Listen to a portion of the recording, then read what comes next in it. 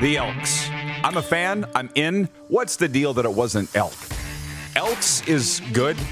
Elk would have been great. How about that? It's like, as we said yesterday, the Heat, the Jazz, the Mammoth. It's that team name without an S on the end of it. And I'm not being critical. I'm all for the Elks. I think it's cool. I love the logo. I love the scheme. I'm on it. This is the Rod Pedersen Show. It sure as heck is. Happy Friday, everybody. Freedom Friday, as my old radio buddy Barry Davies used to say. Happy Freedom Friday. Okay. And we're live coast to coast across North America on Game Plus television. All 10 provinces and 31 states. Also YouTube and Facebook. We got Moose Dupont here, the local media star. And John Frenzy coming up shortly. He's on the sponsors couch. Big day for John Frenzy. We'll tell you why in a moment. I hope you're ready to talk some football. I've had all the football people saying that they've been waiting all week to talk ball and get our thoughts. And we got some big guests today. Dave Naylor from TSN will be joining us with his take on the latest in the Canadian Football League. We all know that all that matters is Monday's Board of Governors vote, whether the CFL is going to play in 2021 or not, or at the very least kick off on August the 5th. Nails will join us to talk about that and the stadium capacity, which is coming up here in the Quick Six. Bruce Anderson is an offensive assistant coach with the U of R Rams football program, and he'll be with us today to talk about the upcoming U Sports season, the Rams 50-50, and how you can help out. And we're looking forward to talk some university football. Oh, yeah. And James Wilder Jr. of the Edmonton Elks. What was your favorite moment of the James Wilder Jr. Montreal era? I know, right? So many to choose from. I just don't know. He signed there for 1 year. Yeah. How about that? Never played a game, but he had a fantastic sim season. You know what? That was it. That was the memory of the sim season. Yes, exactly. By the way, Football Friday is brought to you by Flame Tech.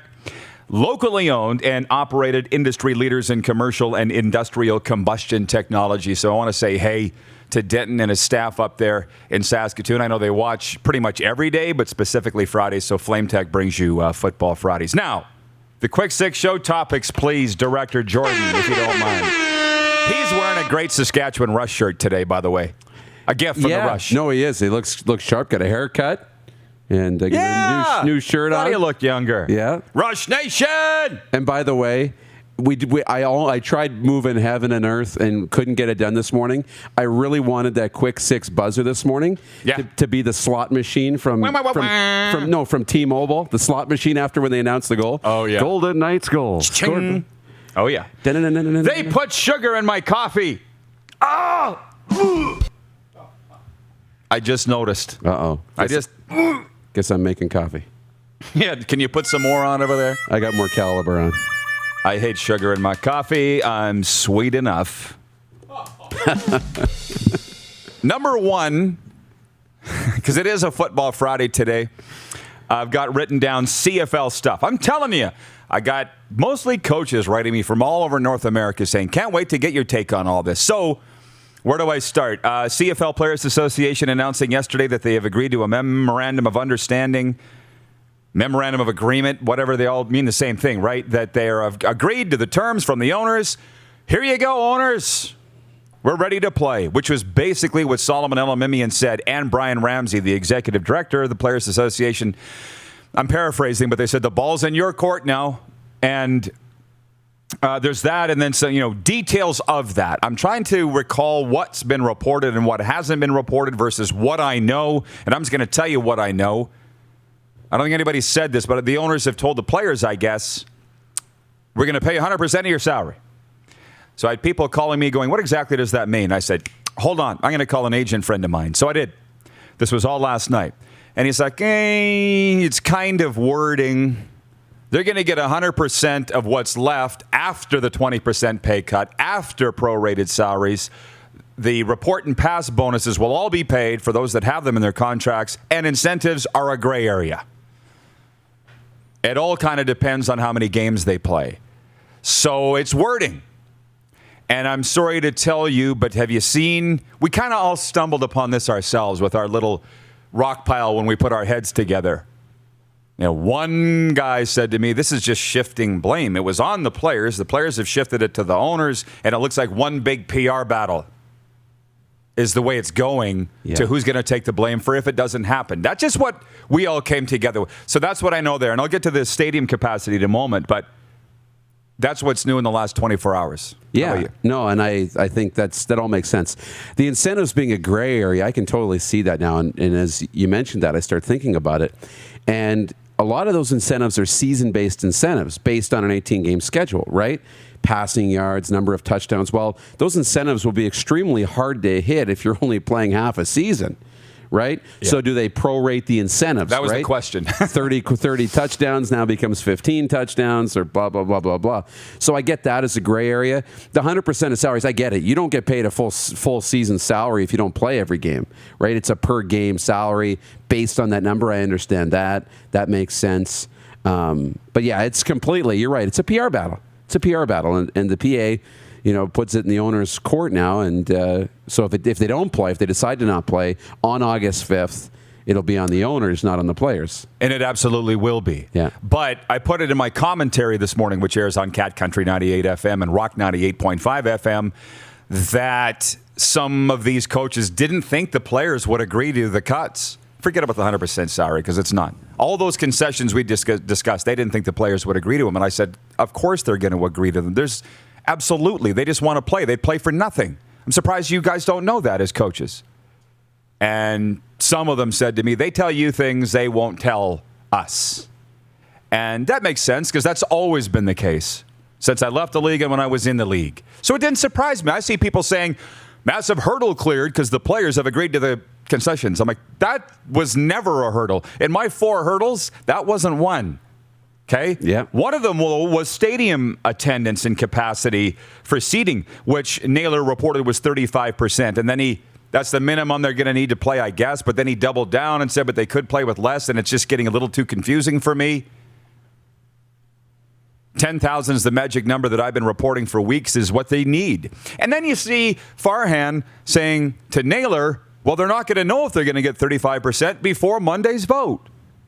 See how confusing it's getting. Oh, yeah. So on the attendance thing, what do you think about that? Well, yeah, 35% seems accurate, but that's nothing different than what you've been saying for the last number of months. You've worded it differently. You said 10,000, but my quick math, and I'm not using a calculator here, 10,000 is 35% in most stadiums. I mean, barring Vancouver and Edmonton, which are bigger seating capacities, 35,000 is more than 10,000. And places like Toronto, I think it's a little less. I don't know what capacity is out of BMO, but here in Saskatchewan, in Winnipeg, it's around 10,000. I've seen projections that come Monday's vote, potentially the only team that will vote no is the Toronto Argonauts, and will that no vote by one team be enough to keep them off the field? That's what we'll find out come Monday, or do they kick the can down the road? But you people that love CFL football, you are really buying into what you're hearing. So positive. They cleared this major hurdle. I think it's reflected in our daily poll question today, the results.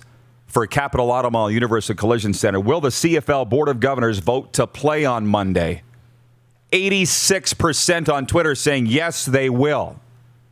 What are they saying on Facebook, Clark? 81%. Same thing. So optimism abounds. And by the way, when I talked to that agent last night and a few of the coaches, they all said, Rod, you obviously want the league to play. You want us to play this year because how great it is for your show. It's the only daytime show talking CFL football in this country.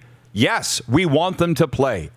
But I'm giving you a little bit of a look behind the curtain of what everybody's talking about. That's all. And as I said to the agent, I said, yes, I want everybody to play, but I don't like people getting snowed. And I hope you appreciate that. Are you ready to move on? Let's do it. The warm-up, by the way, is brought to you by eCall Electric, your complete electrical distributor with locations in Regina, Estevan, Swift Current, Yorkton, and Moose Jaw, Saskatchewan. eCall Electric, let's get to work. Right after coffee. My Blades mug. It's nice. Point 2, Vegas Golden Knights beating Colorado 6-3 last night in Game 6. I was bitterly disappointed with that result because I had them winning 5-3. I was going to say. Bump. Yeah. Go back and check my texts to my brother, Pinkney, my buddy Tim Keeley. I said 5-3 to all of them. I didn't want him to score that 6th goal. So Vegas goes on to play Montreal. But what a great game. Amazing. I mean, there's been so much really good hockey in these playoffs, Rod. I mean, it's been so much fun to watch. And that game last night, I mean, it had everything you want. I mean, Vegas played a heavy game. Physical. Ran them out of the rink. They literally did. But Colorado played good. They controlled most of the game in terms of the play, Colorado. But Marc-Andre Fleury lets in one early. Vegas gets it right back. Quick lead changes. Lots of drama. It's never felt like it was over. That was incredible. Incredible stuff last night. And Vegas moves on because of it. By the way, what does the team think about you calling them Canada's team? I've kind of been wondering that because you're so close with the franchise. What do you think they think about it? I would think they love it. Yeah, okay, good. They absolutely love it. Check our Twitter feed. We got people all across Canada sending us selfies and Golden Knights merchandise and hats. What do you mean? It's flying off the shelves. Good. Of course they love it. They think it's hilarious. And it just happened. I thought that's why they made the third jerseys red. Put a Canadian patch on it. Yeah. On the arm. Exactly. Well, did you see what Troy did with their little thing to make it a Canadian flag? Yes. That looks cool. Absolutely. So point 3. This came onto my radar by people. A hockey coach texted me last night from Alberta, and he said that reporter in Denver, I can't say what he thought should happen to the reporter in Denver with what he said to Nathan Mackinnon after the game last night. Did you see it? Ooh. Folks, I didn't watch the news conferences of the losing team. Come on. So I guess it was like 2 minutes into the news conference, the reporter said to Mackinnon, if I can paraphrase, the guy couldn't even get his question out. That's how much of a dimwit this guy is. But he basically said, is there any chance that you are overanalyzing things, right, going into a season and you need to just say F it? But he didn't say F it. He said the whole word and just go out and play. And Mackinnon just looked at him. Was a long question about video games. You guys are so good. You're like a video game. We said you're a gamer. You're like a game. You're a gamer, yeah, and blah blah blah blah blah. Do you ever just say F that and go out and just win? Dean Blundell, who the Toronto viewers would know, longtime radio guy out there, he tweeted this guy's name and tagged him in it, and then he deleted the tweet. I went back to try and find it. I don't know what the Denver reporter's name is. I don't think after today he should be a Denver reporter anymore. You drop do you know, it wasn't Adrian Tater, was it? It was Adrian? It was Adrian? How do you drop an F-bomb? Well, he works for himself. Oh, no. It was just an awkward question. Like, when we talk about, like, he should lose his job, and I never really advocate for that. It wasn't that he asked a dumb question, like, that really pissed the guy off. It was just really awkward and weird and made the whole thing uncomfortable. He didn't even know what the question really was. Right? Listen, we're headed to an Armageddon with the media and the players and coaches. We're coming to an Armageddon. Do you not sense it? Mm-hmm. The Naomi Osaka thing and now this. Guys and girls in the media, spend more than 2 seconds thinking about what your questions are. And I'm sorry, because Adrian's come on this show twice, and I think he's a great guy.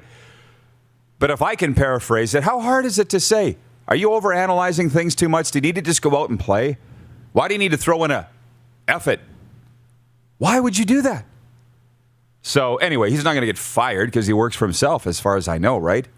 I think he does. And he does a great job. And by the way, with these people texting me, complaining about the media, why are you coming to me? I'm not the head of the union. The rest of the media doesn't even like me. Shall we move on? Point 4, Russel Wilson says he didn't ask for a trade. So I'm sitting there going, where did all this come from? Was it just somebody, was it like Lancaster used to say about here in Regina? You remember this, Lynch? He said if they haven't heard a rumor by noon, they make one up. And maybe that's what it was in Seattle. Did you ever hear that one? Yeah. It's funny. You got to have something to talk about. Maybe it's just he's unhappy, and maybe he's, this is what we do, though, in headlines to try and get clicks and to try and generate buzz when there is no buzz. He's unhappy, and somebody might have asked, and again, I'm completely making this up, but somebody might have asked Russell Wilson, would you ever play for somebody else? And he's like, well, I mean, yeah, I would. I'd play somewhere else, you know? Right. Russell Wilson would play somewhere else. He would play for, you know, he's asked for a trade, right? Or, you know, you start taking one thing and it leads to another and it leads to another, and you're playing the telephone game, and all of a sudden him saying, yeah, I would, turns into he's asked for a trade. So if Russell Wilson came out and said this, you know, it's him trying to make sure that the fan base is good and that they know where he's coming from. Why didn't he say it at the time? Leverage. No. Leverage. Why can't people? It's me being Jason Sudeikis. I'm not going to tell you I am. I'm not going to tell you I'm not. See where it gets me. Yeah. Right? It's Good point. Same deal. James, watching in Borden, Manitoba, says, I hate to say it, but go Vegas. Well, there's nothing to hate about that. They're Canada's team. Come on, get on board. Blue Jays at Boston tonight. The Jays opened 6.5 behind the division leaders. They lost in Chicago last night, by the way, so it's a midweek series that they lost. And NBA tonight, playoffs, 76ers at Hawks and the Suns at the Nuggets. No hockey tonight, so we'll be watching the association. Cool? Cool. We covered a lot of ground here in the warm-up for Ecol Electric, and Dave Naylor will join us next. Moose, I'll see you later in the program. Yeah, that sounds good. And one thought on Adrian Dater. Yeah. Last one. I've been there. Dropped an F-bomb on the air. Yeah, here. We get over it, okay? I've overcome. You can too. All right. Let's see what we're learning today. You're watching the RP Show on Game Plus Television Network. We're live on YouTube and Facebook daily, and 24-hour sports radio for Suds Full Service Car Wash at rodpedersen.com. You're watching Rod Pedersen on demand. For more of the Rod Pedersen Show, visit rodpedersen.com or follow Rod Pedersen on social media.